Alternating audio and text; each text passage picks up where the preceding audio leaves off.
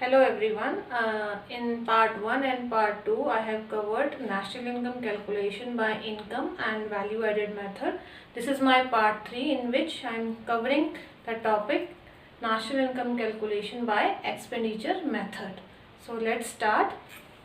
As the name suggests, expenditure method means the expenditure which is done by the two sectors, household sector or the private sector or the government sector in the economy, right? So whenever the goods and services are produced, so the money spent is spent on the consumer goods or it is invested. There are only two ways: they are spent on the consumer goods or they are invested. So let's start its components. In this,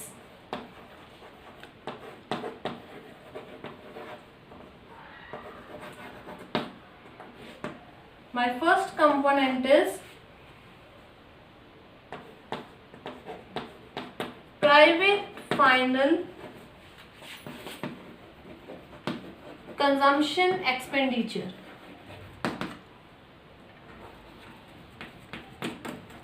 Private final consumption expenditure.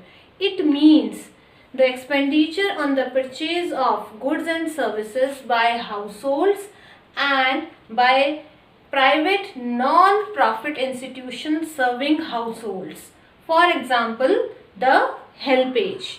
It includes expenditure on consumer goods,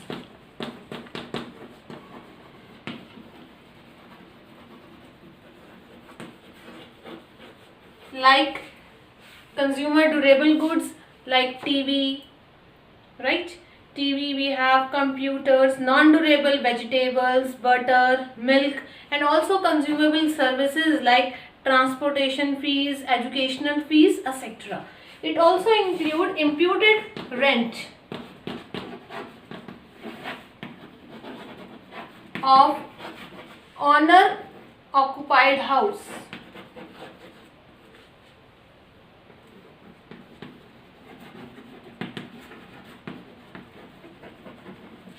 Similarly, it also includes imputed value of production for self-consumption.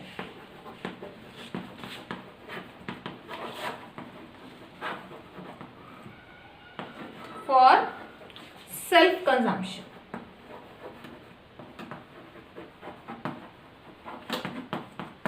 So this is private final consumption expenditure. I am again repeating.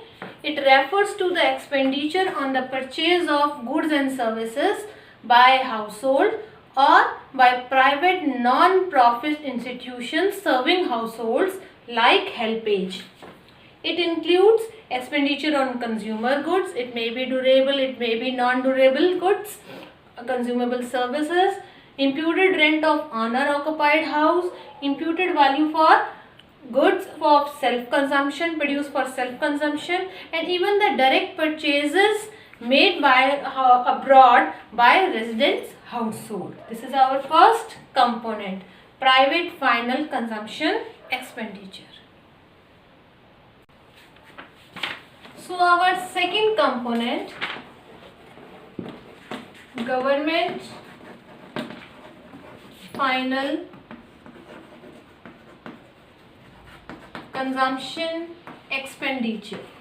This is our second component. First was private final consumption expenditure and second is government final consumption expenditure, right?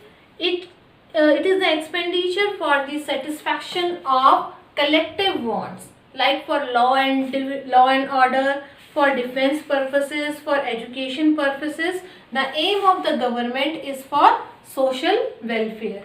It includes like compensation of employees,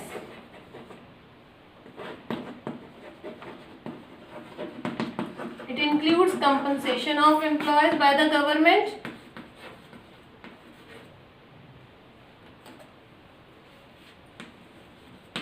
For example, salaries paid, right, to various government officials or staff members. It may also include the intermediate consumption done by the government, and it is also done by the goods purchased.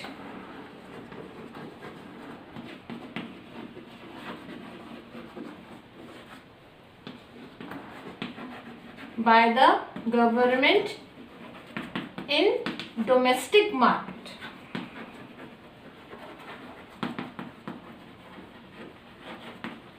So this is what we get, government final consumption expenditure. So these two expenditures are private final and government final. These both combine and become the final consumption expenditure of the economy. Private final total consumption, final consumption expenditure of the economy. Right? So our third component is final investment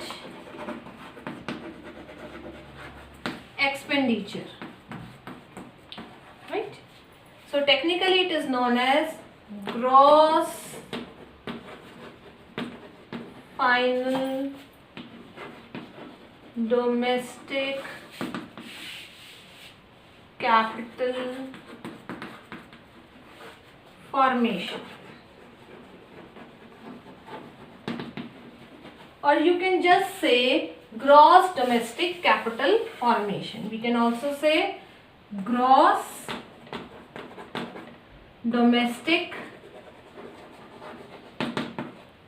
capital formation. Right? Now this capital formation, it means adding to the investment. Investment in the fixed asset leads to capital formation, and it is done within the domestic territory of the country, and that is why it is domestic. And it is, we are finding the GDP here, so it is gross. Till now we have not deducted any value of the depreciation, the usage value of the asset. That is why we are taking it the gross domestic capital formation. So it has two parts. First part, gross domestic fixed capital formation.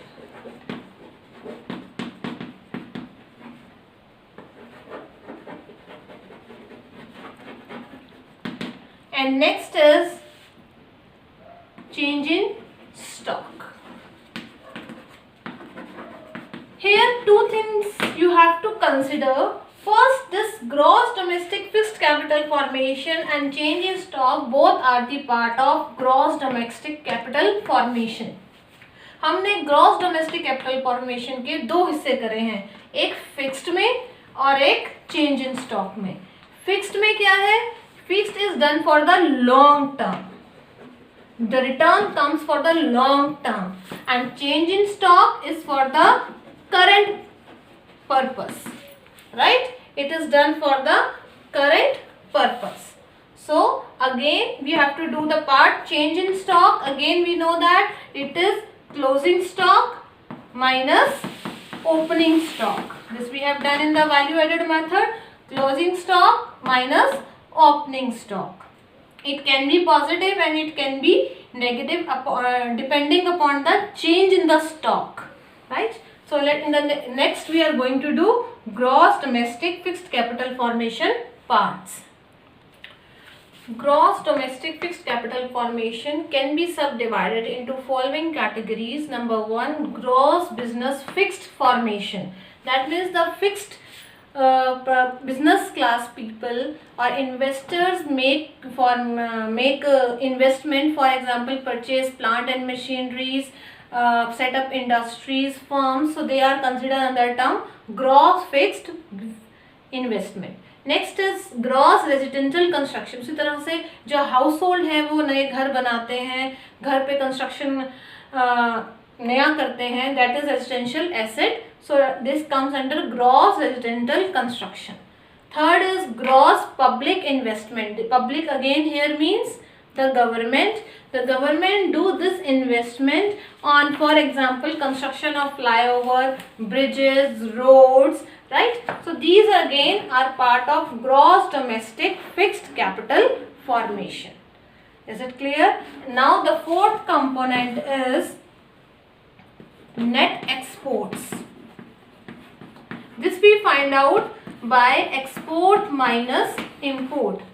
Now export is going goods outside, but they are produced within the domestic territory of the country. That is why they are the part of GDP of our country, right? And import, instead they are used by the residents of our country, but they are produced outside the country, so they are deducted from GDP. So we need to have net exports, and they are the non-factor services.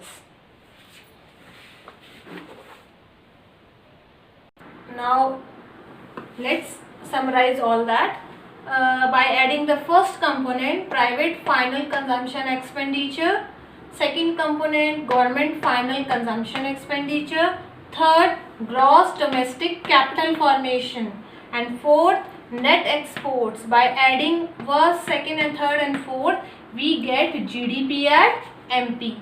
And now from GDP and MP we have to find national income. So we have deducted depreciation minus net indirect tax minus add subsidies, and net factor income from abroad. So we get national income by expenditure method. So with this I have completed the methods of national income by expenditure method. If you have any queries, you can go to the comment section and I try my best to solve your problem. Thank you.